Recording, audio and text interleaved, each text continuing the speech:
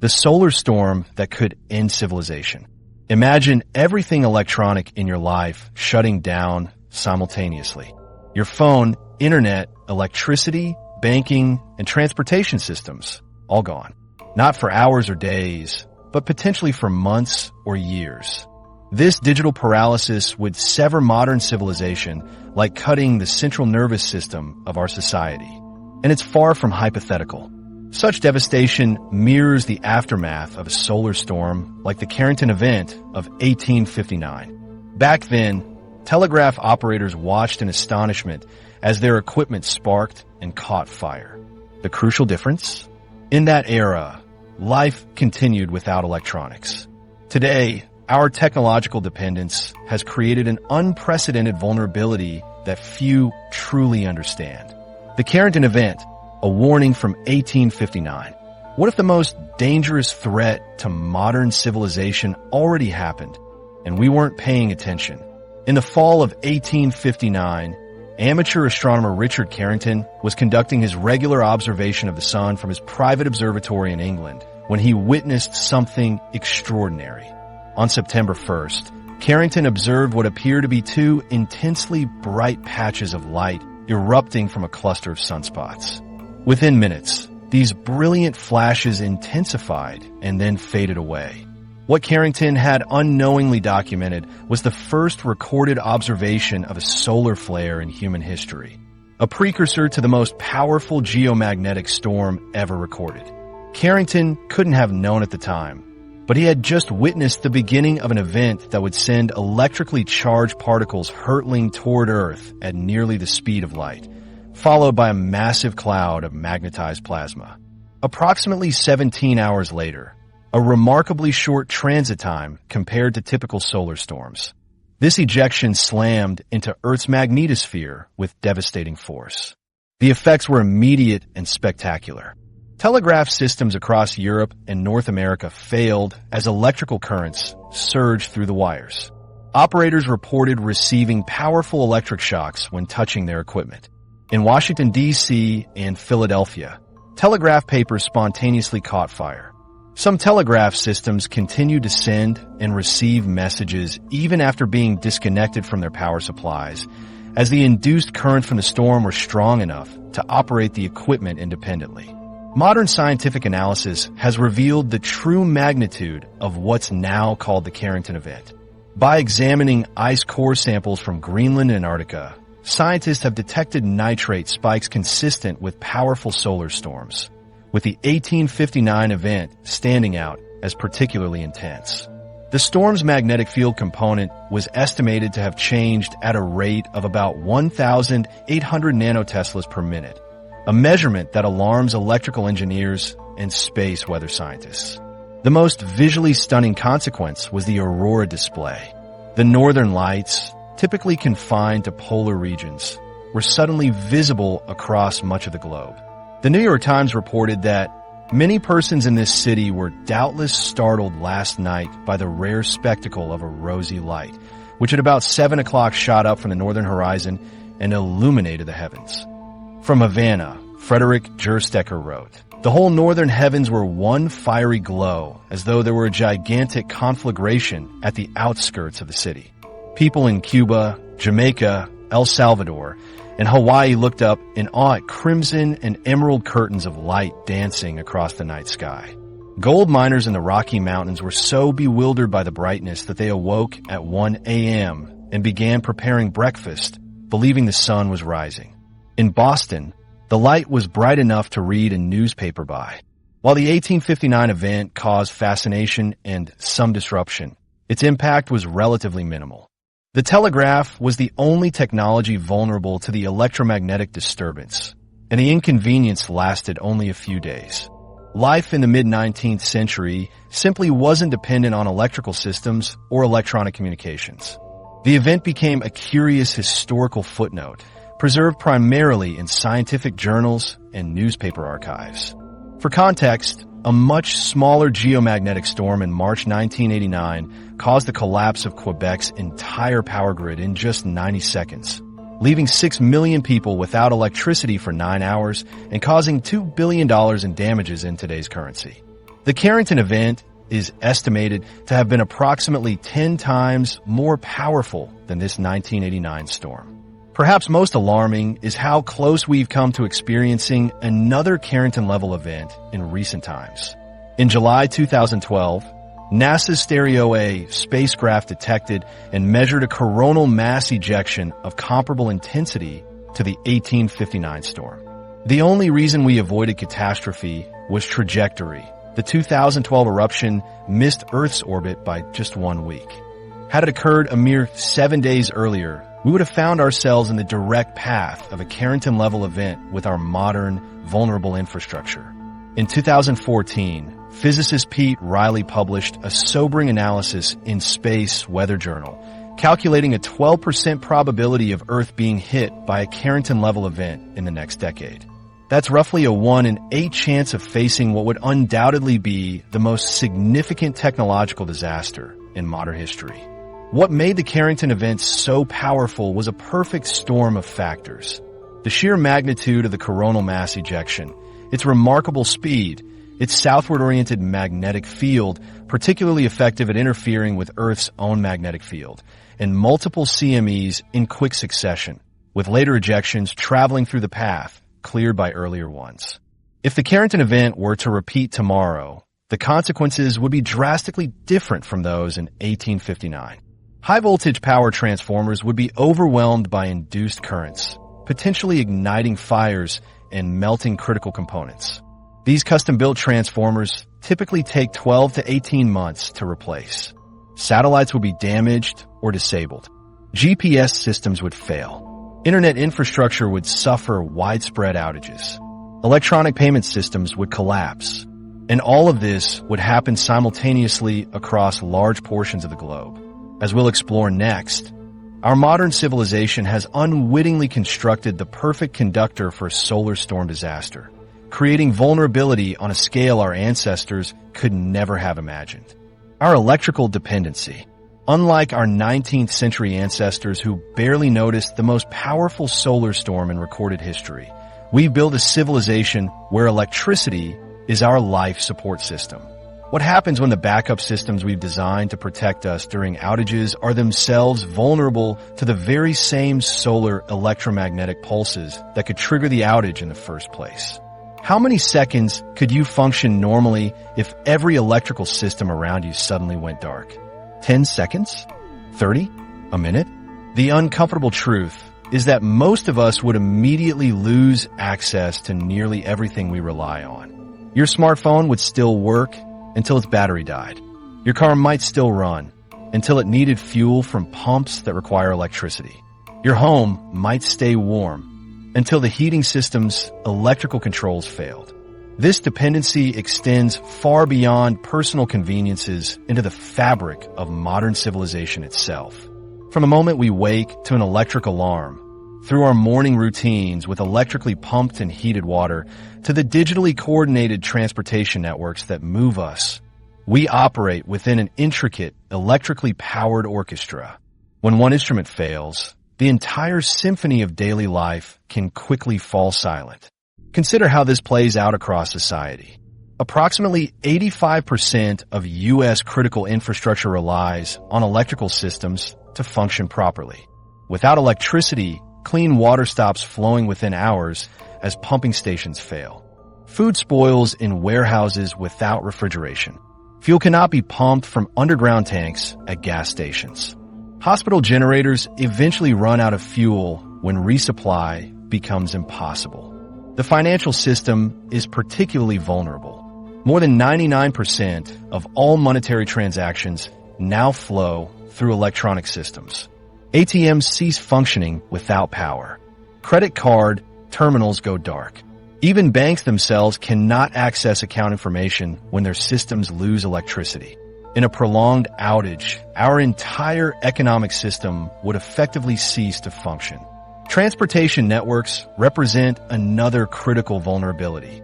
While mechanical vehicles might initially operate without electrical infrastructure, they quickly become stranded when refueling becomes impossible. Air traffic control systems, railway signals, and traffic management systems all require continuous electrical input.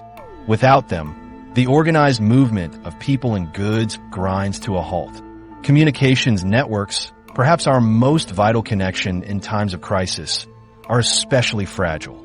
Cell towers typically have battery backups providing just 4 to 8 hours of service before requiring generator power. Internet routers and servers need continuous electricity. Even landline phone systems, once relatively resilient, now largely depend on electrical infrastructure as they've transitioned to digital technology. If we could visualize electricity consumption in a typical city over 24 hours, we would see a constant, pulsing demand, never ceasing, never pausing. This time lapse would reveal how electricity flows through every aspect of urban life, from essential services like hospitals and water treatment to the countless personal devices that connect our communities. What makes this situation particularly precarious is that our backup systems, the very safeguards designed to protect us during power outages, share the same fundamental vulnerability to solar electromagnetic pulses. The redundancies we've built into the system are meant to replace primary systems, but can be damaged or destroyed by the same forces. This vulnerability is compounded by the interconnected nature of modern electrical grids. A disruption in one part of the system can trigger cascading failures, chain reactions that spread through the network like falling dominoes. The 1989 solar storm that caused the Hydro-Quebec electrical grid to collapse left 5 million people without power for 9 hours. This wasn't a Carrington-level event. It was approximately 1/10 the strength. The Quebec blackout demonstrated how cascading failures work. As some components of the grid failed due to the geomagnetic disturbance, the load shifted to other parts of the system. Those parts, now overloaded, began failing as well. Within minutes, the entire provincial grid collapsed. Now imagine this same process occurring simultaneously across much larger geographical areas. Our electrical infrastructure has actually become more vulnerable since 1989, not less. Modern power grids are designed to operate with increasing efficiency, with components running closer to their maximum capacity and less reserve capacity built into the system. This efficiency comes at the cost of resilience, the ability to absorb unexpected shocks without failing. The North American power grid contains more than 200,000 miles of high-voltage transmission lines, essentially creating a vast antenna array perfectly designed to capture and channel electromagnetic energy from a solar storm. High-voltage transformers represent a particular point of vulnerability. These massive, custom-built devices cost millions of dollars and require specialized manufacturing. Even under normal conditions, replacement can take over a year. Perhaps most concerning is that approximately 70% of the U.S. high-voltage transformer fleet is over 25 years old, with many components well beyond their intended service life. These aging transformers are particularly susceptible to damage from geomagnetically induced currents, having been designed before solar storms were recognized as a significant threat to electrical infrastructure. The science of solar storms. While those aging transformers sit vulnerable across our power grid, a cosmic drama is unfolding 93 million miles away that directly threatens their survival. Right now, as we approach the peak of the sun's activity cycle in 2025, massive storms are brewing on its surface that could send particles hurtling toward Earth faster than we can prepare. Particles capable of inducing electrical currents powerful enough to melt the very components keeping our civilization running. To understand this threat, we need to examine what's happening on our sun. The most violent events in our solar system are occurring constantly on the star we orbit.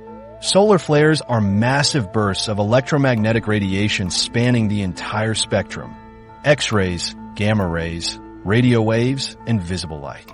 These are enormous events. The largest solar flares release energy equivalent to billions of hydrogen bombs detonating simultaneously, making them the most energetic explosions in our entire solar system. When a solar flare erupts, electromagnetic radiation reaches Earth in just 8 minutes, traveling at the speed of light. Fortunately, our atmosphere and magnetic field shield us on the ground from the harmful radiation. Scientists classify solar flares based on intensity, using letters to denote their power. C-class flares are relatively minor. M-class flares are medium-strength events causing brief radio blackouts.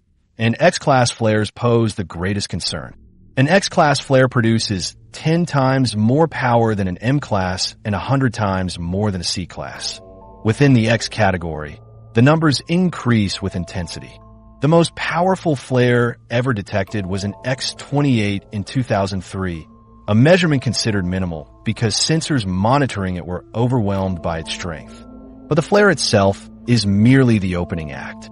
The second stage comes as a radiation storm, when solar eruptions accelerate charged particles into space at incredible velocities.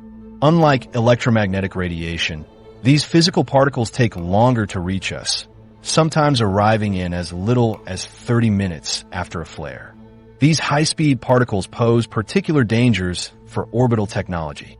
They can penetrate satellite hardware, degrade solar panels, damage circuits, and create radiation hazards for astronauts. Even passengers on high-flying polar aircraft face increased radiation exposure during these events. The real peril begins with the third stage, the geomagnetic storm triggered by coronal mass ejection, CME. These are the true monsters of space weather. A CME is essentially a vast bubble of superheated plasma erupting from the sun's outer atmosphere.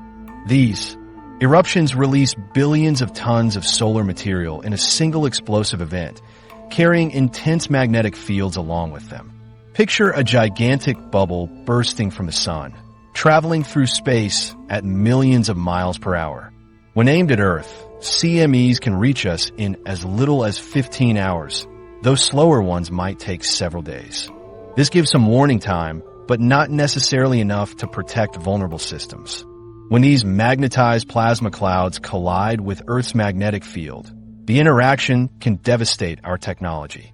The danger lies in how CMEs induce powerful electrical currents that flow through available conductors, including power lines. These geomagnetically induced currents can overwhelm transformers, relays, and circuit breakers, triggering widespread blackouts.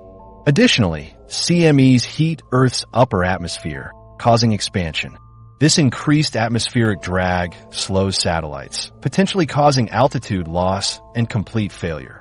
What makes our situation concerning is the cyclical nature of solar activity. The sun follows an approximately 11-year cycle between periods of calm and intense activity.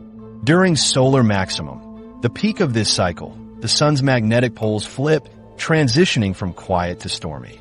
Sunspots, dark areas on the sun's surface marking magnetically active regions, indicate this activity. These regions birth solar flares and CMEs. As we approach solar maximum around 2025, these active regions increase dramatically. Dr. Maria Chun, solar physicist at NASA's Goddard Space Flight Center, provides context. Based on what we're observing, the upcoming solar maximum could bring widespread disruptions unlike anything we've seen in recent history. The sun is showing activity patterns that suggest we could be in for a particularly active cycle. What makes CME so dangerous is their magnetic structure, Dr. Chin continues. When a CME's magnetic field aligns opposite to Earth's, it's like opening a door, allowing the CME to couple more effectively with our planet's field and induce stronger electrical currents on the ground.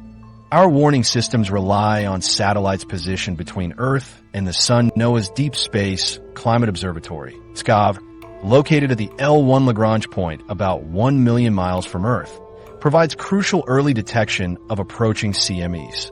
However, even with these advanced capabilities, the warning period remains short, typically only 15 to 60 minutes to implement protective measures after detection. The question isn't if a major solar storm will hit Earth, but when. The 2012 near miss, when a Carrington-level CME passed through Earth's orbit just a week after our planet had been in that position, reminds us of this ongoing threat. Grid collapse, the first domino. That 1989 Quebec blackout wasn't just a historical footnote. It was a preview of what's to come. What makes this event so significant is how quickly everything fell apart. In just 90 seconds, A geomagnetic storm only one-third the strength of the Carrington Event collapsed Quebec's entire electrical grid, plunging 5 million people into darkness for 9 hours. When solar storms strike Earth, they create powerful electrical currents in our power lines that overwhelm the system. Every mile of transmission line functions as a giant antenna, collecting and channeling these geomagnetically induced currents, or GICs, directly into the heart of our power infrastructure. When a coronal mass ejection reaches Earth, it interacts with our planet's magnetic field, creating rapid fluctuations. These fluctuations generate electric fields in the Earth's surface. Long conductors, like our extensive network of power lines, provide a perfect pathway for these currents to flow. The most vulnerable components are the massive high-voltage transformers forming the backbone of our transmission system. These transformers operate within tight parameters, but when GICs introduce DC bias, they begin to saturate, leading to harmonics, overheating, and eventual failure. The alarming aspect is how quickly this happens in a cascading sequence across interconnected systems. The 1989 Quebec blackout demonstrates this vulnerability with sobering clarity. The storm that hit that March morning wasn't exceptionally powerful by solar standards, yet it still managed to take down an entire regional grid instantly and damaged a massive transformer at the Salem nuclear plant in New Jersey. Had the storm been stronger or hit a slightly different location, we would be discussing a much larger disaster. The Quebec event was essentially a wake-up call, says Power Systems engineer Dr. James Chun. The circuit breakers tripped throughout the system as a protective measure, but not before damage had already occurred. In a stronger storm, these protective measures might not activate quickly enough to prevent catastrophic transformer failures. What makes transformers so critical is their function and the logistical nightmare of replacing them. Each high-voltage transformer is custom-built for its specific location in the grid, weighing hundreds of tons and costing millions of dollars. Replacement transformers typically take between 12 to 18 months to manufacture and transport, and that's under normal circumstances, not during a widespread emergency. Now imagine dozens or even hundreds of these transformers failing simultaneously across the continent. A 2014 congressional report found that if more than 8 transformers in the United States were destroyed at the same time, the entire grid system would collapse. This cascading failure is not an isolated risk, but a systemic vulnerability that would spread like a contagion through the interconnected network. The mechanics of this cascade are particularly troubling. When one section of the grid goes down, the power it was handling must be rerouted through remaining lines.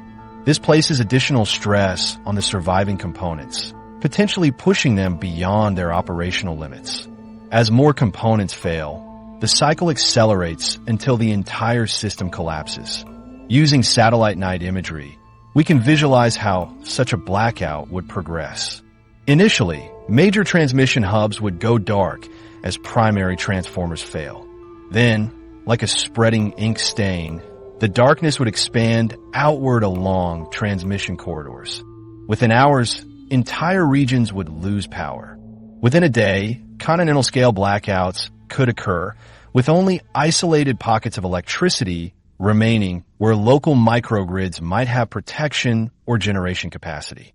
Picture a sprawling metropolis suddenly silent, its skyline an empty void against the night sky, millions of people trapped in a darkness with no foreseeable end. The recovery timeline for such an event is perhaps the most concerning aspect. With manufacturing delays for custom transformers stretching beyond a year, and with potentially hundreds needing replacement simultaneously, full restoration could take years. The limited manufacturing capacity worldwide creates a bottleneck that no amount of emergency funding can quickly overcome. Grid simulation models run by national laboratories have confirmed these vulnerabilities. One simulation showed that a Carrington-level event could leave more than 130 million Americans without power for months to years, depending on how many transformers were permanently damaged. The economic impact would be catastrophic. Prolonged outages would trigger economic losses exceeding trillions of dollars. Modern manufacturing, food distribution, healthcare, and almost every sector of the economy depend on reliable electricity. Without it, supply chains collapse within days. Some utilities have begun implementing protective measures, such as installing blocking devices that can prevent GICs from flowing through transformers. These relatively inexpensive devices can significantly reduce vulnerability. However, implementation across the entire grid remains incomplete. For individual communities, the most vulnerable are those near the ends of long transmission lines and those in regions with high-resistance geology. Ironically, some of our most developed regions sit in these high-risk zones. During such a prolonged outage, water systems would fail without electrical pumps. Fuel couldn't be pumped at gas stations. Home heating and cooling systems would stop functioning. Food refrigeration would become impossible at scale. Medical devices requiring power would become useless without backup generation, which itself would eventually run out of fuel. Modern telecommunications would collapse. One communications blackout. Modern telecommunications wouldn't just collapse. They would vanish into digital silence. In an age where we take instant global communication for granted, imagine waking up to find that every satellite above you has effectively gone blind. Every cell tower stands mute, and the World Wide Web has unraveled. What happens when there's absolutely no way to call for help? Our telecommunications infrastructure represents the most vulnerable and least protected system in our technological ecosystem. Unlike power grids, with some hardening against electromagnetic pulses, our orbital communications network floats exposed in space, directly in the path of solar radiation. During a Carrington-level event, these systems become the first casualties in a cascade of technological failures. Solar storms deliver a devastating blow to satellites through charged particles damaging sensitive electronics and atmospheric expansion creating drag that can send them plummeting toward Earth. The results are catastrophic for our connected world. The communications blackout would be nearly instantaneous, explains Dr. Samantha Torres, who has spent decades studying telecommunications vulnerabilities. Within hours of a major solar event, we'd see widespread satellite failures across multiple systems and orbits. The redundancies we've built into our networks assume localized failures, not simultaneous global disruption. Picture a family in a medical emergency, frantically trying to call 911. The phone shows no signal. They rush to neighbors, finding every device equally silent. This scenario would unfold millions of times across the globe, like countless voices crying out into a void where no one can hear. Navigation systems collapse first. The GPS satellite constellation that guides nearly all modern transportation goes dark. Commercial airliners lose their primary navigation tools mid-flight. While larger aircraft maintain backup inertial systems, these drift in accuracy over time. Smaller aircraft essentially fly blind. Air traffic control loses precise tracking capability, forcing emergency protocols that dramatically reduce flight operations. Maritime shipping, carrying 90% of global goods, faces similar paralysis. Modern vessels navigate almost exclusively by GPS, with traditional celestial navigation skills now rare.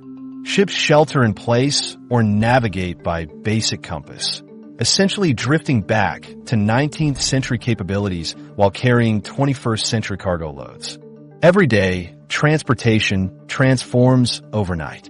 Ride-sharing services cease functioning. Delivery drivers cannot locate addresses.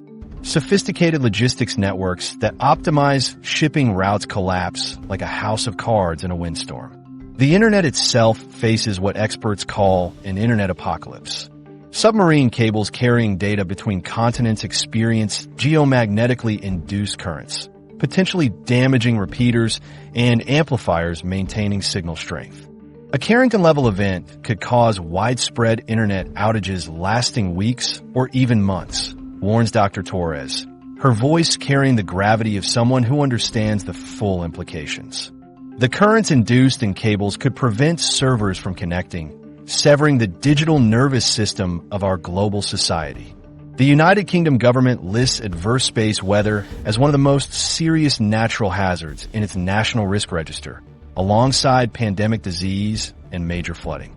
This represents concrete planning for national security organizations worldwide.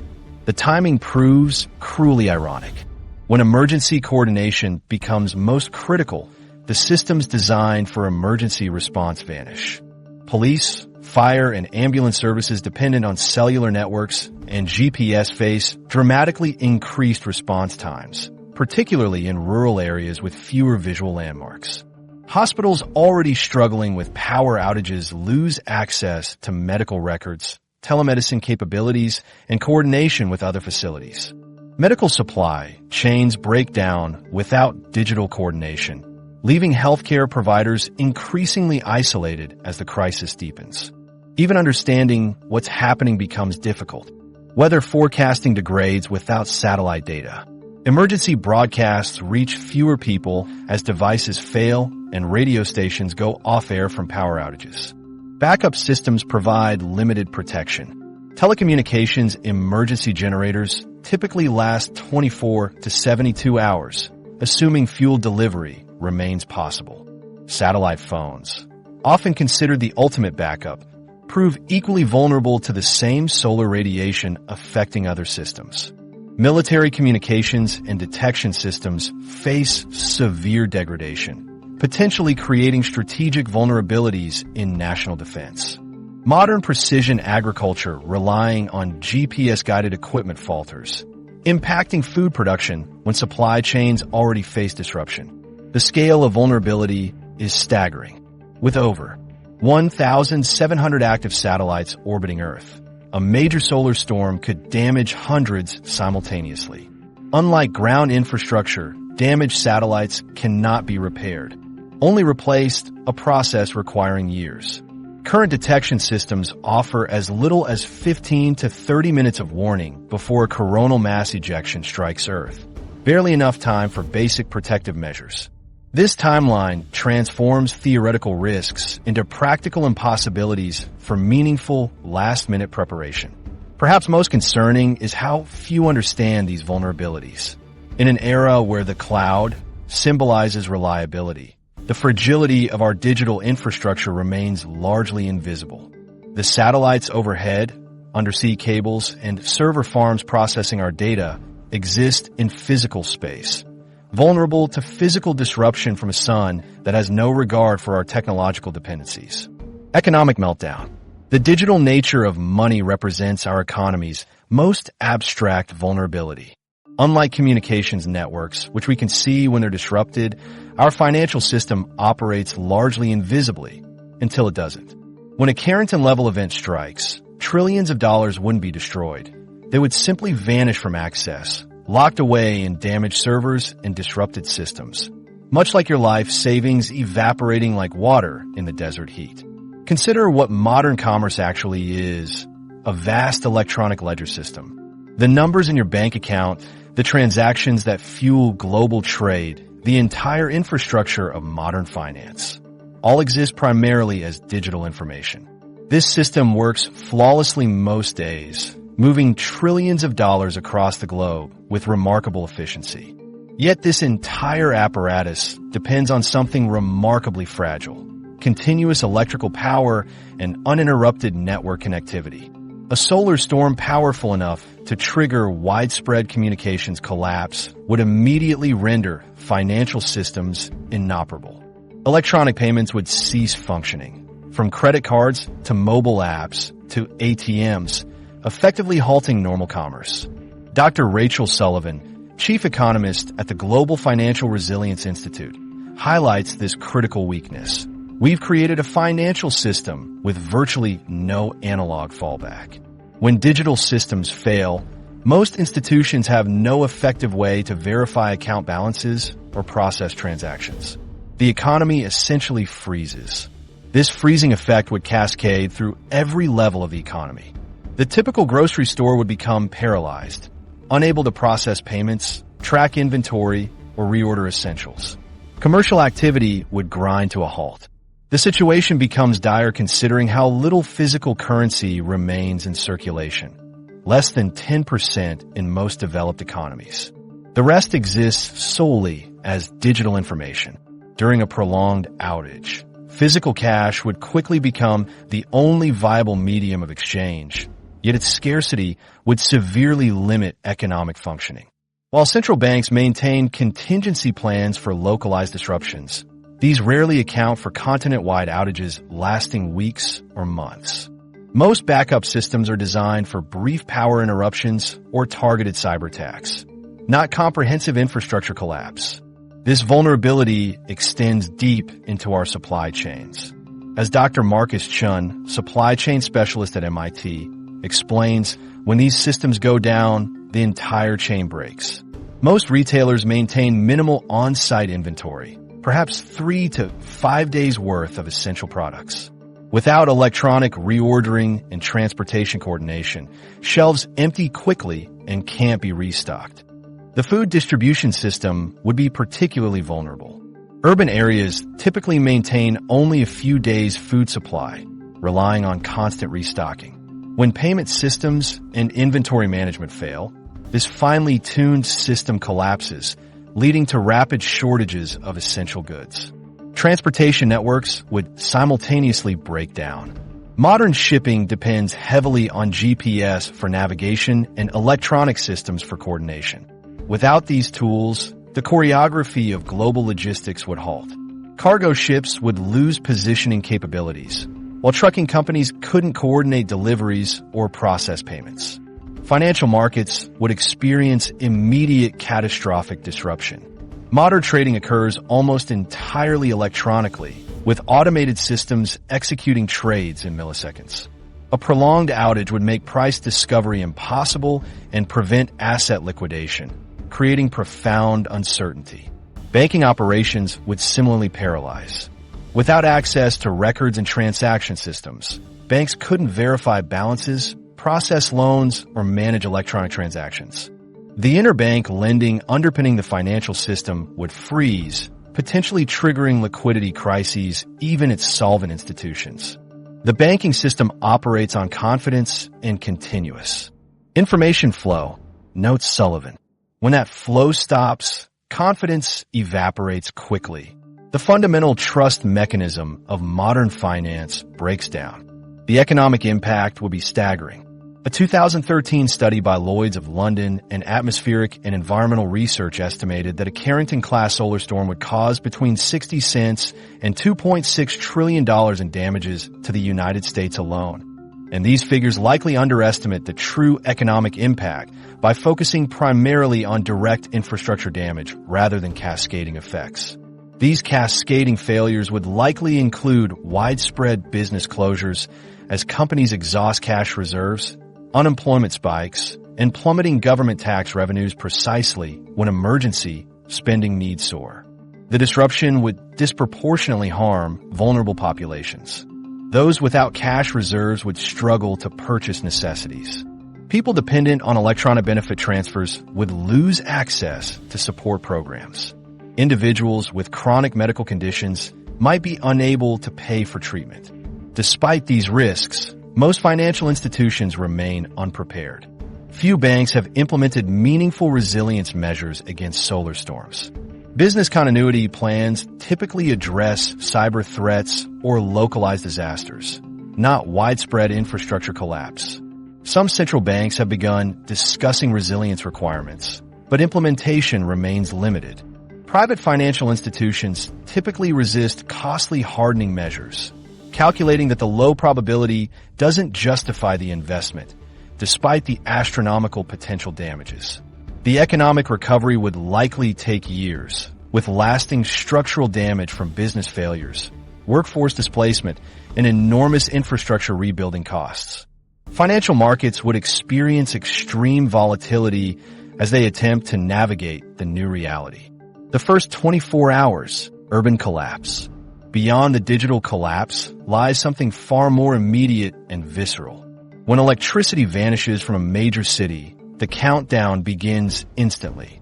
Within just 24 hours, the physical systems that sustain millions of lives begin failing in sequence, transforming familiar urban landscapes into something unrecognizable.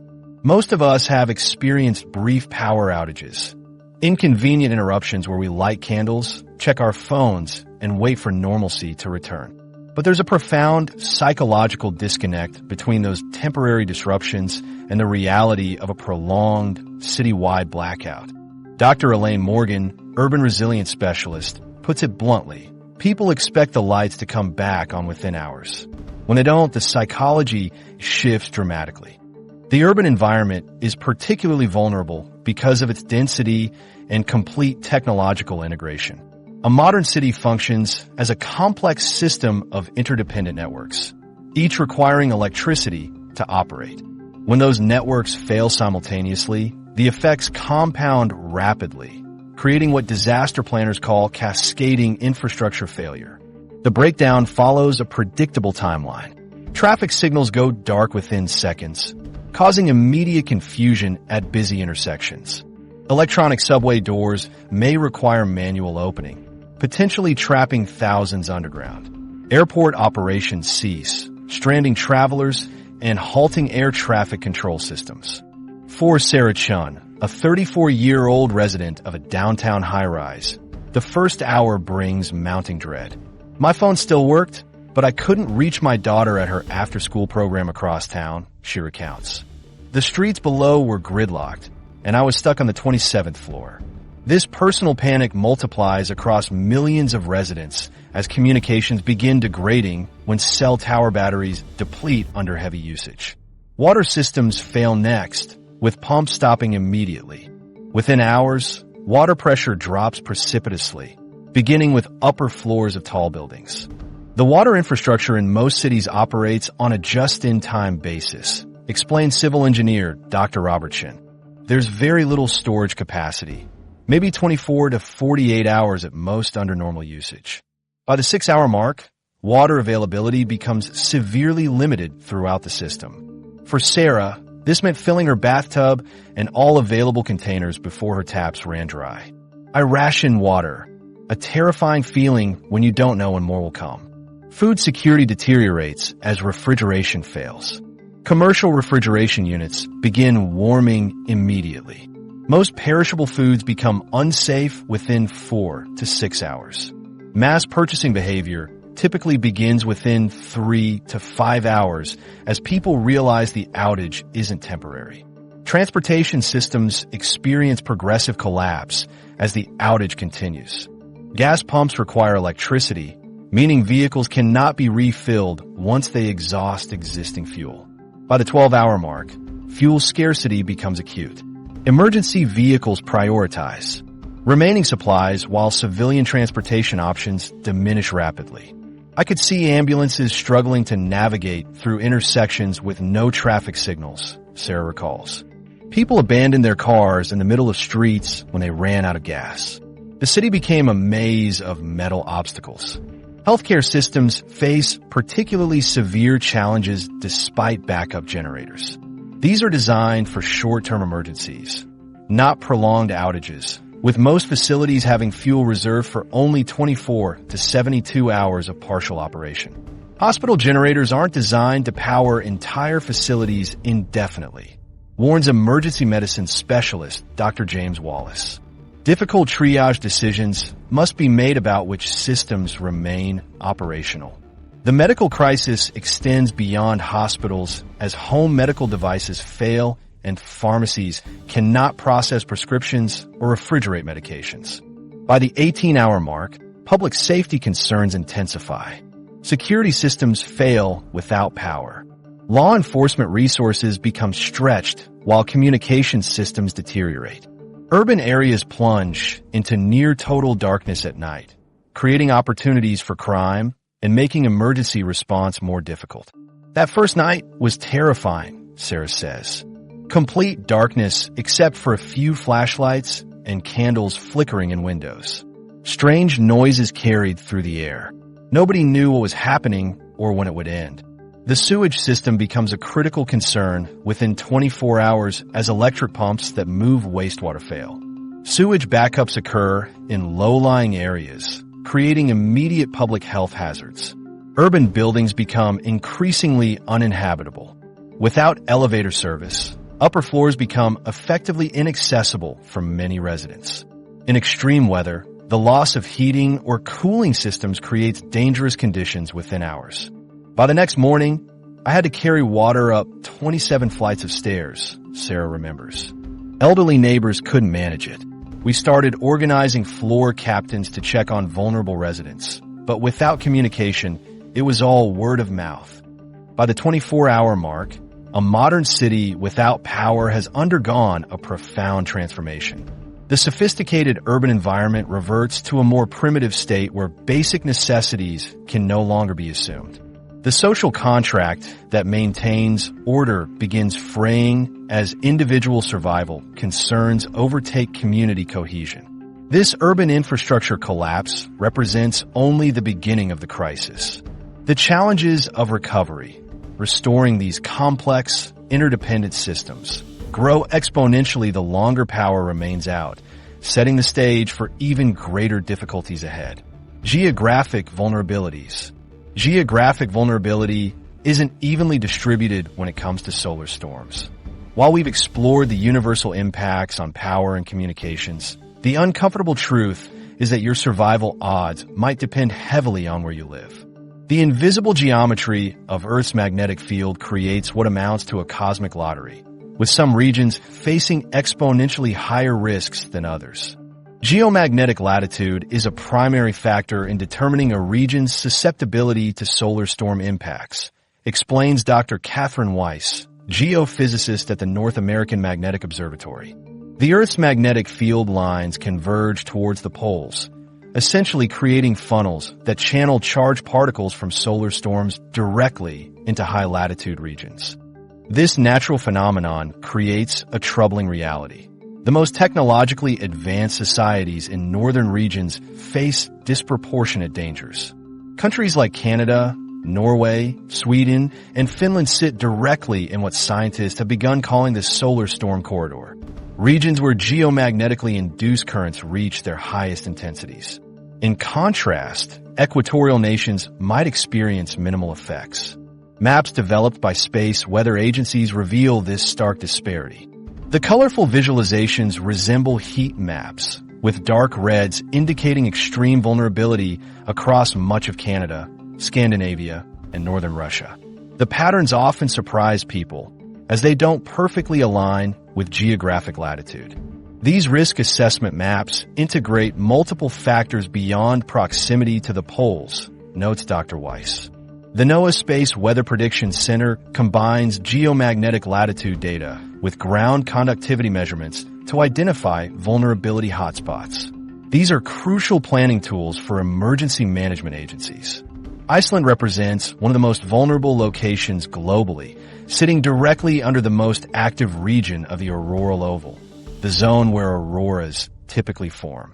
During a Carrington-level event, infrastructure across Iceland could experience current surges orders of magnitude higher than systems in Mexico or Brazil, despite all using similar equipment and standards. Ground conductivity, a measure of how easily electrical currents flow through soil and bedrock, introduces another layer of geographic complexity. Dr. James Chun, geomagnetic specialist at the National Ground Conductivity Survey, explains areas with low ground conductivity actually face higher risks during solar storms. This seems paradoxical until you understand the physics. Regions with rocky terrain, granite formations, or permafrost have low conductivity, meaning geomagnetically induced currents can't easily dissipate into the ground. Instead, these currents seek out the path of least resistance, typically power lines, pipelines, and other metal infrastructure. The result resembles a pressure cooker effect, with electrical currents concentrated rather than dispersed. The Canadian Shield region represents our greatest concern. Dr. Chun continues, pointing to a geological formation covering much of northeastern Canada. This ancient rock formation has extremely low conductivity, creating ideal conditions for massive current amplification during solar storms. Minnesota and Wisconsin face similar heightened risks due to their unique geological composition, despite being further south than some Canadian provinces with lower vulnerability. These variations create a patchwork of susceptibility that defies simple latitude-based predictions. The Fennoscandia region of northern Europe faces a double threat: high geomagnetic latitude combined with low conductivity bedrock. Power grid operators in Finland and Sweden have already implemented some of the world's most advanced protection systems in recognition of this elevated risk, including specialized transformer designs and rapid disconnection protocols. Urban centers present unique vulnerabilities compared to rural regions. The concentration of interconnected systems in cities creates cascading failure risks that can accelerate system collapse. This urban vulnerability factor explains why a solar storm might cause total infrastructure failure in Minneapolis while rural communities just 100 miles south maintain basic functionality. Historical data supports this distinction. Rural electrical cooperatives in high-latitude regions often maintain service even when nearby metropolitan systems fail. Their relative isolation and simpler grid architecture provide protection against cascading failures. Geographic vulnerabilities extend beyond immediate infrastructure impacts. Regions with harsh winter climates face life-threatening, cascading effects if power failures occur during cold months. Northern cities depend on electrical heating systems that would fail precisely when residents most need warmth. This seasonal timing factor creates significant differences in human impact, even between regions with similar infrastructure vulnerability. Island nations located near the equator represent the opposite end of the vulnerability spectrum. Countries like Indonesia, Singapore, and much of the Caribbean benefit from both low geomagnetic latitude and surrounding conductive seawater. While these regions would certainly experience communications disruptions during a Carrington-level event, their power infrastructure would likely survive with minimal damage. Japan occupies a fascinating middle position on the vulnerability scale. Despite its relatively high latitude, the country benefits from its island geography and has implemented some of the world's most advanced grid protection systems following the Fukushima disaster. These protective measures originally designed for earthquake early warning systems. Unlike earthquakes or hurricanes that develop over days, a solar superstorm could race from the sun to Earth in less than 18 hours. The uncomfortable reality? Our most sophisticated early warning technologies might only provide minutes to hours of actionable notice before a Carrington-class event rewrites modern civilization. Our cosmic early warning network extends millions of miles from Earth through satellites and observatories working in concert. NASA's Solar Dynamics Observatory monitors the sun's surface continuously, capturing high-resolution images across multiple wavelengths to detect the earliest formations of dangerous solar events. The Solar and Heliospheric Observatory, operated jointly by NASA and ESA, provides real-time data on flares and coronal mass ejections, the massive plasma bursts that pose the greatest threat. The Deep Space Climate Observatory serves as our final checkpoint, positioned about 1 million miles from Earth at the L1 Lagrange point, directly between our planet and the Sun. When Discover detects an approaching CME's magnetic signature, data transmits instantly to the Space Weather Prediction Center. When we detect a solar flare or CME launching from the Sun, we're essentially starting a countdown, explains Dr. Lisa Rodriguez, a space weather forecaster at NOAA's SWPC. For the fastest events, that countdown might be as short as 15 hours, which leaves precious little time for analysis, prediction, and protective action. In some cases, the warning window narrows to less than an hour, barely enough time for emergency protocols to activate. Imagine the scene at a major power grid control center. An urgent alert from SWPC arrives indicating a severe CME will impact in 15 minutes. Engineers scramble to implement protective measures, knowing their decisions in these fleeting moments could determine whether millions lose power for hours or months. The SWPC operates around the clock, translating raw solar data into a tiered alert system ranging from minor watches to urgent warnings. These alerts trigger predetermined protocols across power grids, satellite networks, airlines, and telecommunication systems. But effectiveness hinges entirely on prediction accuracy and available response time. The 1859 Carrington Event, our benchmark for a civilization-threatening solar storm, traveled from Sun to Earth in just 17.6 hours, extraordinarily fast even by solar storm standards. More commonly, CMEs take 1 to 3 days to reach us, though energetic events move much faster. For all our technological advancement, we're still working with a fundamental physics problem, explains Dr. Marcus Way, a heliophysicist at the University of Colorado Space Weather Technology Center. The fastest CMEs can traverse 93 million miles in under a day. Even with instantaneous detection, that's barely enough time to implement basic protective measures for our infrastructure. The May 2024 solar storm, the strongest in 2 decades, highlighted these limitations. Despite SWPC warnings, the world had only hours of notice before experiencing significant impacts. While satellite operators placed equipment in safe modes and airlines rerouted polar flights, the brief window prevented more comprehensive protective actions. Perhaps most concerning is our inability to forecast precisely how a solar storm will interact with Earth's magnetic field until it's almost upon us. A seemingly devastating CME might deliver only a glancing blow, while a modest event with the right magnetic orientation could penetrate our natural defenses. The orientation of the CME's magnetic field relative to Earth's is crucial, notes Dr. Rodriguez. But we can't determine this until it's measured by satellites very close to Earth. Some of our most critical predictive information only becomes available minutes before impact. Significant efforts are underway to enhance our capabilities. NASA's Parker Solar Probe is venturing closer to the Sun than any human-made object in history, gathering unprecedented data about solar event formation.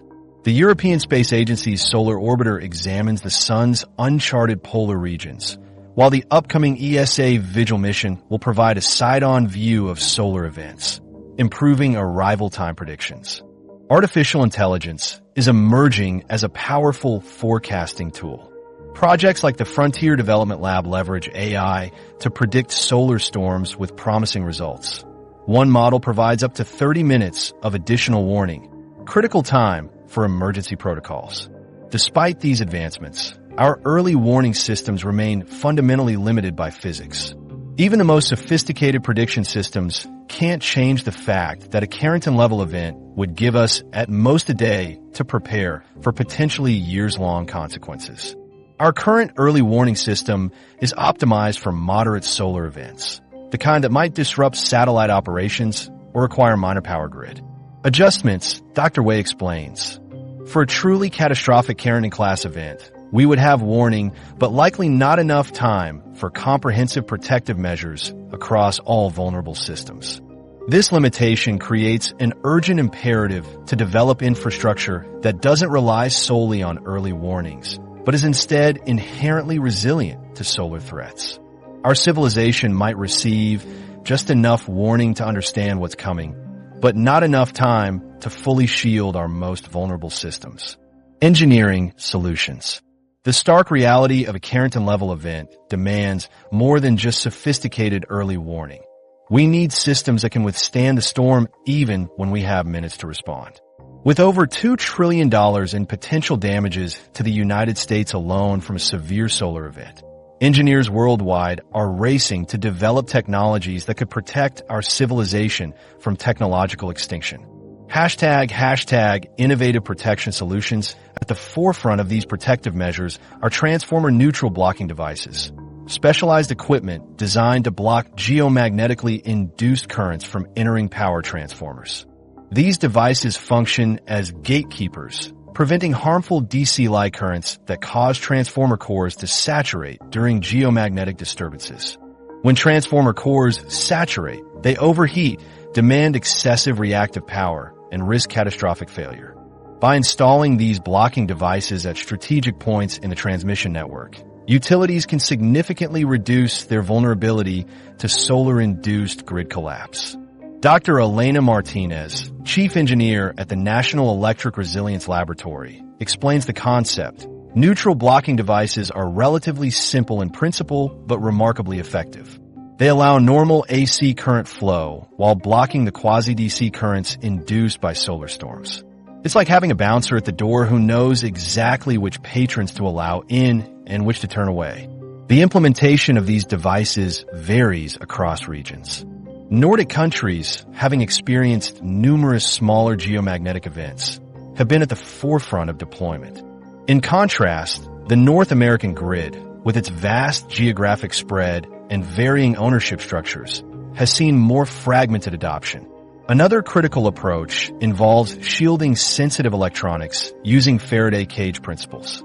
Named after the 19th century physicist Michael Faraday, these protective enclosures distribute electromagnetic energy around their exterior, leaving the interior unaffected. Critical control systems for power plants, water treatment facilities, and telecommunications nodes can be housed within such structures, ensuring they remain functional even as geomagnetically induced currents surge through nearby systems. The principle is elegant in its simplicity, says Dr. James Wong, electromagnetic protection specialist.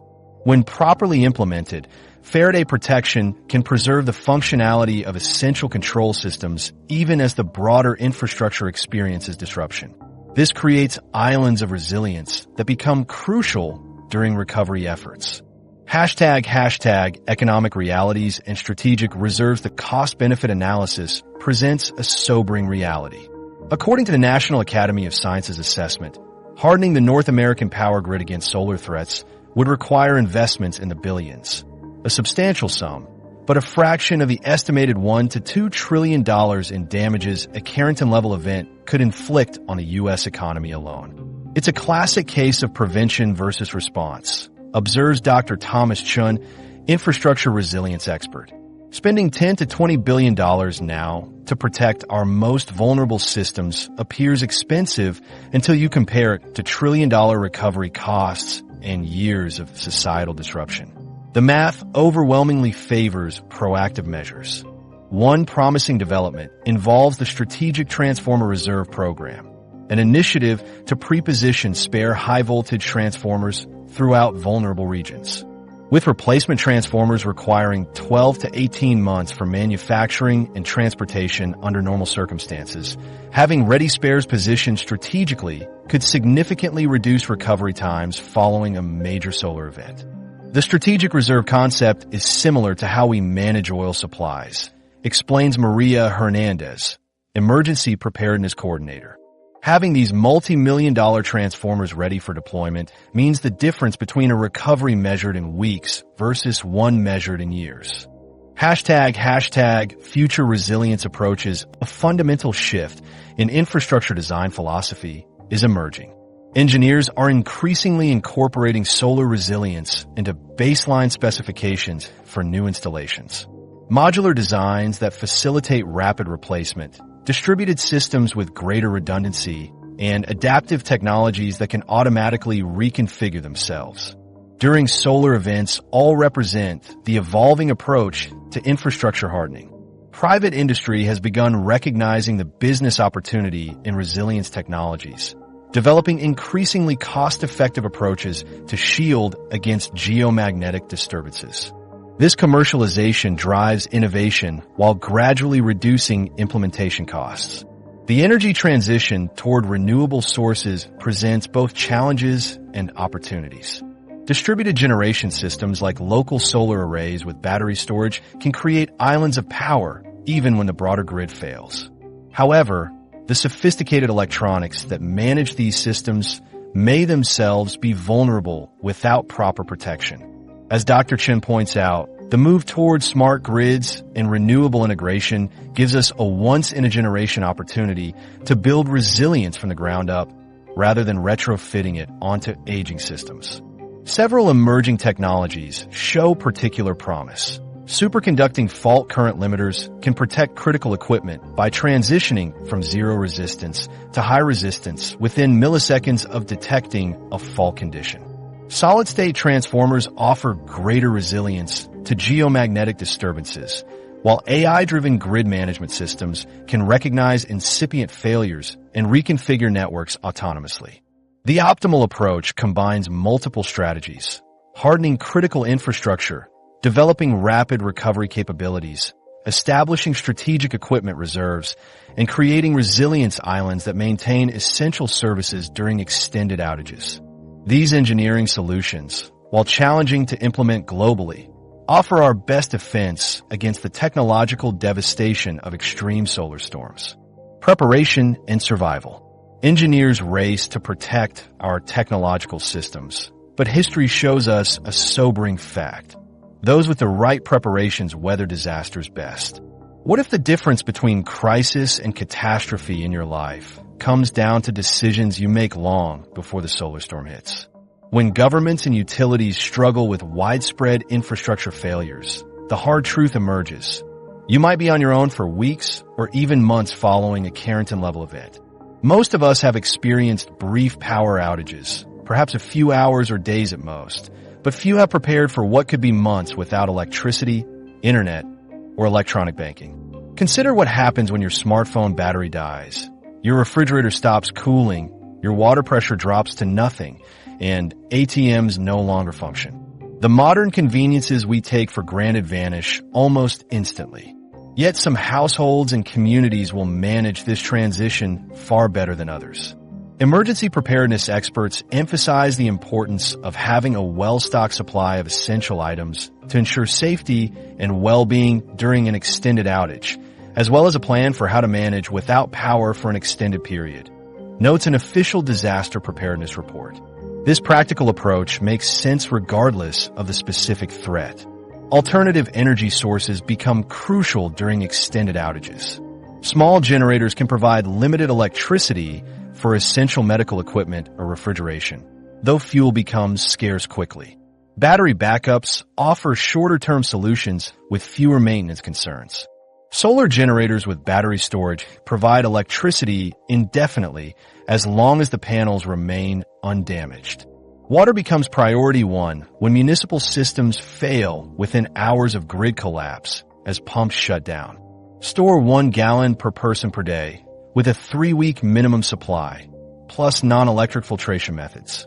After Hurricane Maria in Puerto Rico, communities with stored water and hand-operated filters avoided the waterborne illnesses that affected thousands. For food security, non-perishable staples with long shelf lives form the foundation of emergency nutrition. Foods requiring minimal preparation become particularly valuable when cooking methods are limited to camp stoves or open flames. During the 2021 Texas winter storms, families with well-stocked pantries avoided the dangerous grocery store crowds and empty shelves. Medical preparedness takes on new urgency during extended emergencies. Beyond standard first aid supplies, those with chronic conditions need strategies for managing without pharmacies. Communication systems represent another vulnerability. Maintaining a landline phone, if possible, can be a reliable way to communicate during an outage, as it may still function even without electricity. Battery-powered or hand-crank radios provide crucial one-way communication from emergency services. Emergency radio communication devices, such as hand-crank or battery-powered radios, are also recommended for receiving critical information from authorities, explains the research. These simple technologies become lifelines when complex systems fail. Financial resilience matters too. With electronic banking potentially unavailable, cash reserves become essential. Physical copies of important documents take on new importance when digital versions become inaccessible. Individual preparation provides the first line of defense, but community resilience creates a powerful safety net woven from many individual threads. Neighborhoods that organize before disasters strike demonstrate significantly better outcomes than those where everyone fends for themselves. When Hurricane Sandy struck in 2012, certain neighborhoods maintained basic services through pre-established community programs while others struggled for weeks. Communities that have proactively developed emergency plans, established mutual aid networks, and invested in resilient infrastructure have demonstrated a greater ability to withstand and recover from major disruptions, confirms disaster response research. These success stories provide valuable templates to follow. Microgrids represent one of the most promising developments in community resilience. Community microgrids and decentralized power systems are examples of how communities can maintain function during disasters, ensuring a degree of self-sufficiency and resilience, and reducing the impact of widespread power failures, notes a recent infrastructure study. These localized energy systems often incorporate renewable sources with battery storage, creating islands of electrical stability centered around hospitals, emergency services, and community centers. Emergency preparedness experts stress the importance of realistic planning, including having a backup plan for critical electronic transactions, such as banking and communication, to ensure preparedness for a potential solar storm disaster, notes one expert. This means preparing for a world where digital conveniences temporarily disappear. The most resilient approach combines both individual and community preparation. Urban dwellers might focus on supplies bridging the gap until evacuation becomes possible, while rural residents might plan for longer self-sufficiency, starting with a 2-week preparation period, then expanding to 1 month and beyond as resources allow, creates layered security. Regular practice separates effective preparation from ineffective efforts. Families that periodically simulate emergency conditions identify critical gaps in their planning. The most resilient households treat emergency preparation as an ongoing lifestyle rather than a one-time project. This approach isn't about fear, it's about empowerment. Understanding that you have the capacity to weather extreme circumstances provides peace of mind that no insurance policy can match. As we stand today, we find ourselves at a critical crossroads. The looming threat of a Carrington-level event is a direct call to action. Infrastructure hardening initiatives like transformer retrofitting have shown promising results, offering a path to resilience rather than recovery. The mathematics are straightforward. Investing in protection now costs significantly less than rebuilding after a catastrophic solar storm. Early warning systems, grid hardening, and international collaboration form our best defense. Are you prepared for a world suddenly thrust into darkness? The choice is clear. We can prepare today or pay tomorrow.